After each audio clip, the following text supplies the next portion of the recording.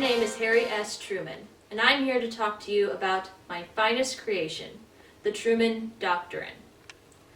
Today I will explain the attributes of this doctrine and its impact it has had on society and our culture as a whole. On March 12, 1947, I first introduced the Truman Doctrine before Congress. It all started when the British could no longer support the Greek and Turkish governments. Now, Greece and Turkey were in danger of being taken over by the communist empire of the Soviet Union. But after I met with Congress, we were able to help those two countries by giving them $400 million. Unfortunately, we weren't able to gather any support from our military.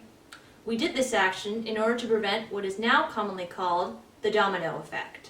The domino effect happens when one country is influenced by communism and more countries fall into this, one after the other, until eventually it falls down and destroys everything. I have said that it must be the policy of the United States to support free peoples who are resisting attempted subjugation by armed minorities by outside pressures. By minorities, I am referring to the smaller countries who cannot protect themselves from communistic governments. Sending aid to friendly countries during the Cold War helped bring about a period of collective security. Collective security is when countries of other nations help maintain and protect the securities of each other. But unfortunately, like with anything, most positive outcomes usually come with negative consequences. Because of the effect of the Red Scare, it was suggested in the Truman Doctrine that the Soviet Union should... The policy of containment in the Truman Doctrine was seen by the Soviet Union as a major threat.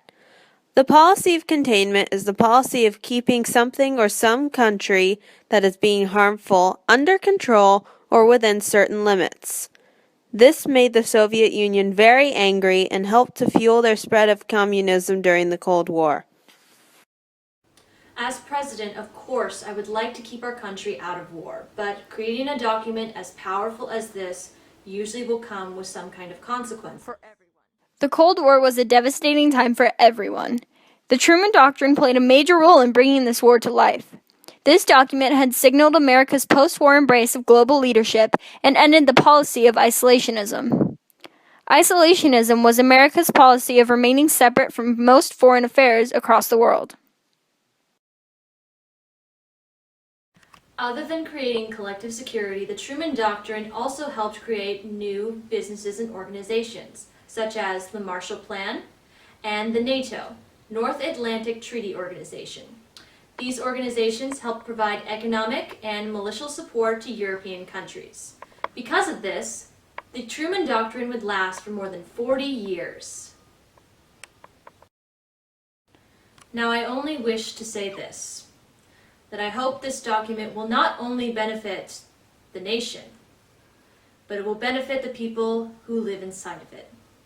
The Truman Doctrine, I believed, has helped make America what it is today. My name is Harry S. Truman, and I approve this message.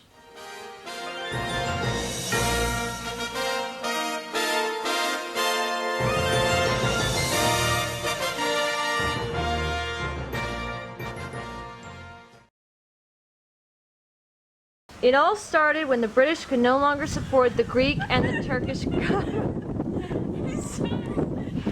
After I met with Congress, we were able to help those two countries by giving them $4 million. I'm here to talk to you about my finest creation, the Truman Doctrine.